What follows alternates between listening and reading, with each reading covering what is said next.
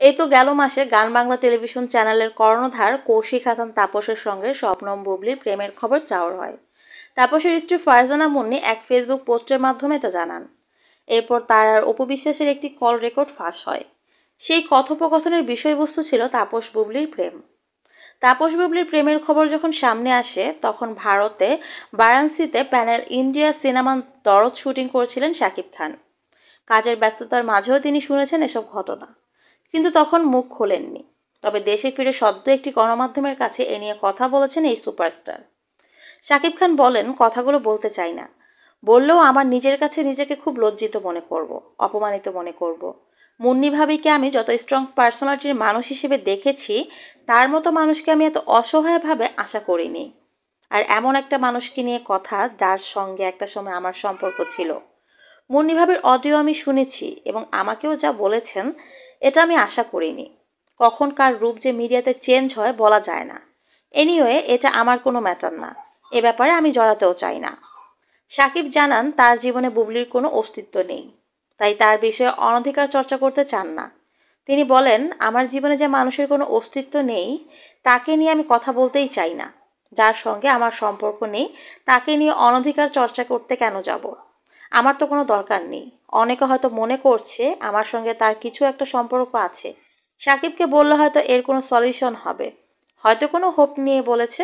কিন্তু আমি বলছি, আমার লাইফে তো এই ভদ্রমহিলার কোনো অস্তিত্ব নাই। তার ব্যাপারে আমাকে বলে কোনো লাভ নেই। এর আগেও অনেকের সঙ্গে সম্পর্কে জড়িয়েছেন বলে জানালেন সাকিব। সেজন্য তাকে সাবধানও করেছিলেন কয়েকবার। এমনকি কিছু ক্ষেত্রে দোষ নিজের কাঁধে নিয়েও চুপ করেছিলেন। সাকিবের কথায়, তার তো এর আগেও অনেক স্ক্যান্ডাল শুনেছি। এই স্ক্যান্ডালটা তো তাপসের ওয়াইফ নিজে বললেন। সেটার অডিও আমরা সবাই শুনলাম। আমারটা আমি নাই বললাম। আর ওইগুলো হয়তো তাদের ওয়াইফরা বলেনি, বা এতটা ছড়ানোর আগে অনেক ঘটনা ঘটিয়েছেন যে কারণে ছড়ায়নি। এই ঘটনাগুলো আমি অনেক কিছু আমার ঘাড়ে নিয়েছি।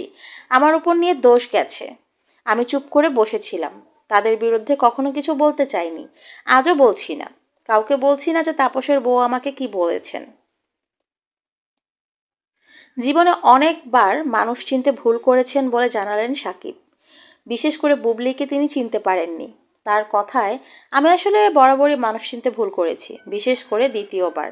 আমি মানুষ চিনতে ভুল করেছি। মানুষের বাহ্যিক আচরণ দেখে তাকে জাজ করা মুশকিল।